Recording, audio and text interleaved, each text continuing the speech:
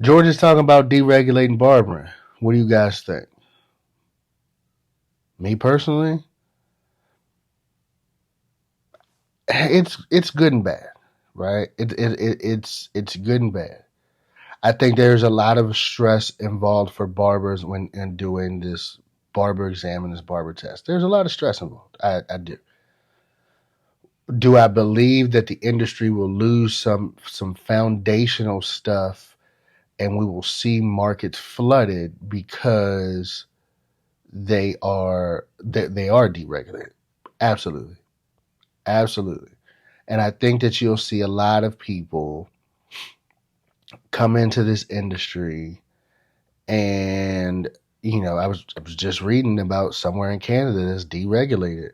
What I think will happen is that shop owners and shops will say, "Hey, we're only hiring licensed people, right? Or school educated people, right? That'll keep that community together." Some people will just say, "Oh man, well whatever. I can go get Johnny off the street. He been cutting. Let's bring him in, and I can make more money." I think that it could be a money play for a lot of shop owners that I don't necessarily agree with, but it could happen. It very well could happen. Now, as far as I'm concerned, I went through a lot of work to get my licenses. The licenses that I have, I went through a lot of work. I went through a lot of studying, a lot of stress, all of those sorts of things. I did it. I went through it all. So I'm always going to feel honored based on the work that I did. I have uh no hate in my heart towards the licensing agencies for what we have gone through to get our licenses. But it may open up the opportunity. There may be someone who is dyslexic, but is great with their hands, and they couldn't pass the practical portion of the test. I'm not sure that country that the testing centers take that into account. I'm just not. I'm not sure about it at all. They could, but I'm not sure. All right, never done that research, but there may be some people who have some uh intellectual disabilities, such as being able to read, such as, test stress, such as all of those things that can't pass the test because they have, test anxiety, or they just can't read, or they it is like that may be a difficulty for them. So am I upset at it? No. Um, but I do feel like that there's going to be an upheaval in the market in that area, right? Shops are going to pop up. Do I think that they're going to stay in business for long? No. I think that a lot of people will get in this for a quick money grab, thinking that it's just that easy. Like, oh, I can cut hair, so I'm gonna open a shop. They think it's just that easy, and then what'll happen is you'll go to this person, pay them all this money for a haircut, because I think that a lot of those shops they're going to do one of two things. I think unlicensed shop, or people that aren't licensed that open up these shops. If this goes through,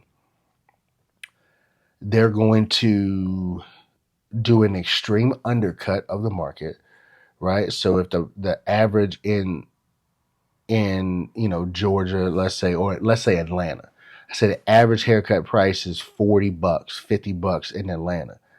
You're gonna see a bunch of $15 shops pop up, and some of them are going to be $15 and worth it.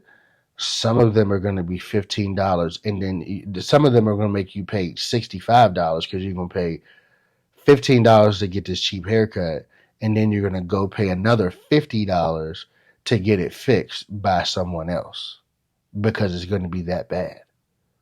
So I see happening, right? That's just what I see happening. So um, I think it's dangerous. I think it can be dangerous, especially when we're talking about dealing with chemicals. And if you're not trained properly in dealing with chemicals, like You're gonna see people get lawsuits. You're gonna see all of these types of things that are gonna happen. People are gonna lose their hair. So the professional who is truly the professional, who is truly working and doing what they need to do, right? That brings value to the market. There's going to be a place for that. There is going to absolutely be a big place for that, I believe. And people don't really understand that. Some people are like, oh, yeah, this is great. It's okay. I don't think it's perfect, but it's good in a sense. I still think there's a place for schools. I think schools may have to come down on their prices a little bit um, in that area for deregulation. I also think that it'll make schools more enticing because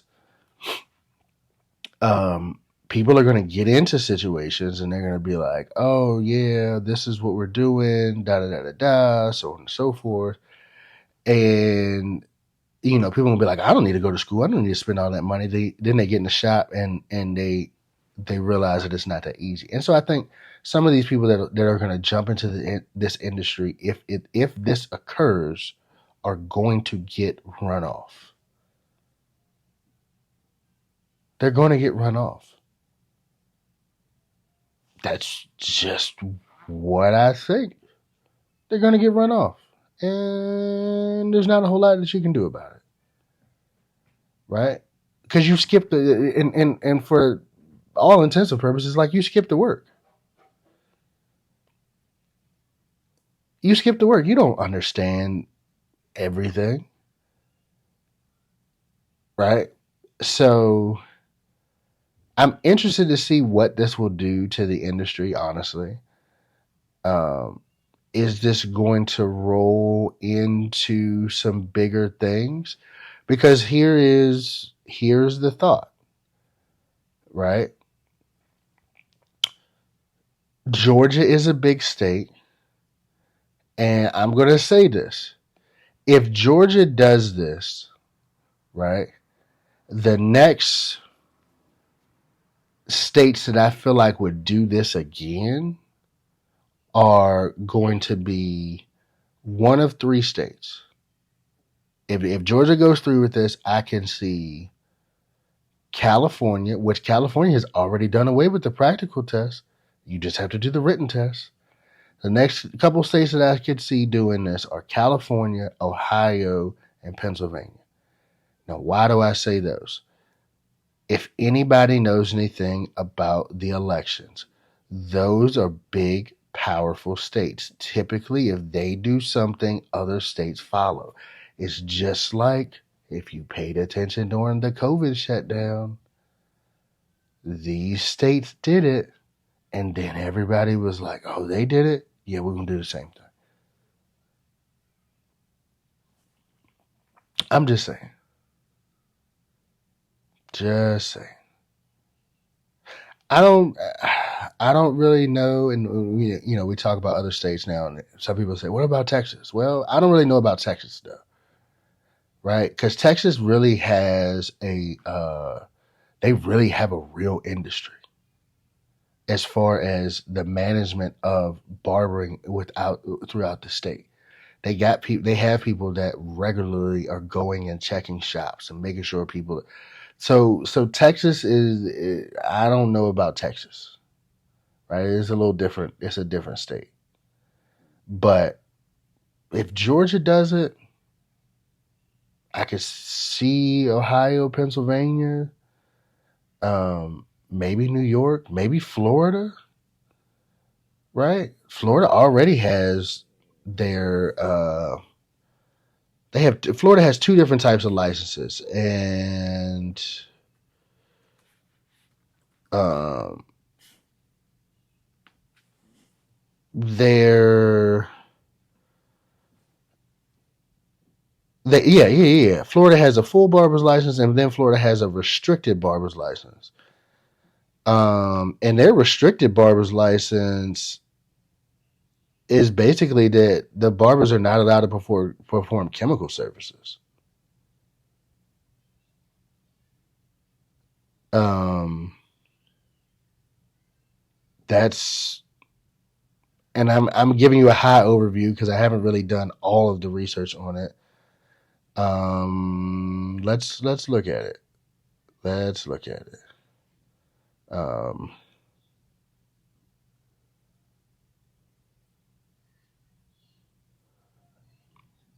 mm, mm, mm, mm. Can we just talk about something about a lot of these barber licenses?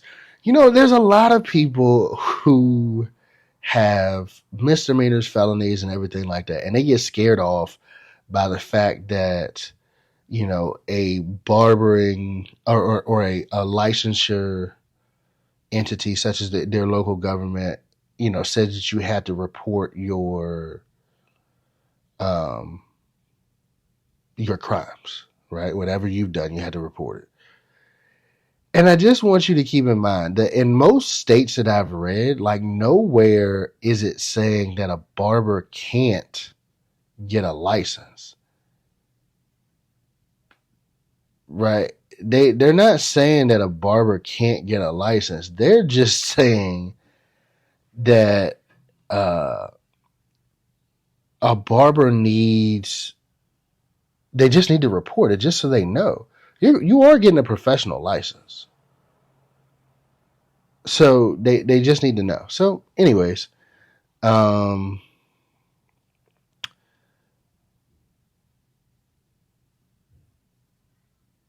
yeah, it's all good. It's all good.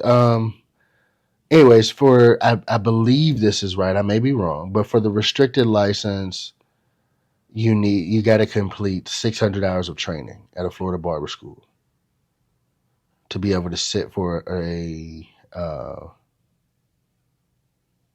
to be able to sit for an exam.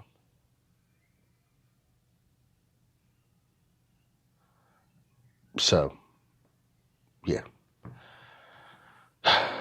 Anyways, guys, the Florida no the sorry the Georgia licensing thing is going to be really really interesting in my opinion. Um, I still believe that a lot of these programs where they're not required doing this, a lot of these people who are licensed, who are professional people are gonna gravitate towards them. Not everybody, but some people will. I think that the unlicensed people are again they're going to try to undercut the market. A lot of them. Some of them are going to jump out and be like, "Yeah, I'm nice. I'm gonna charge $100. I'm gonna charge $60, $70, everything like that." But I think they're going to get pushed to their limit, and that's just that. That's my opinion. That's absolutely my opinion. It doesn't have to be your opinion, but it's mine. It doesn't have to be yours, but it definitely is mine. So again, um, what can I say? What more can I say about it? It's interesting. I'm interested to see how this plays out, how this falls out. We'll see.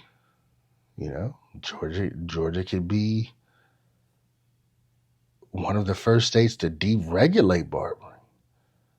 If I'm not mistaken, I don't even think Alabama has a licensing requirement at all. So it's big for Georgia because they had it and then they did away with it. It's not so big for somewhere like Alabama. And actually, I take that back. I believe that Alabama is regulated by county and not by the state, which is different. So we'll see. That may be what happens. It may deregulate at the state level and then become a county issue. Who knows? Who knows? Either way, guys, thank you for tuning in to the Band of Barbers podcast. I hope you guys have a wonderful, wonderful, wonderful night. Take care. Keep your head up. Keep pushing. And remember, you're just one cut away from achieving your wildest dreams. Thank you guys. Have a wonderful night.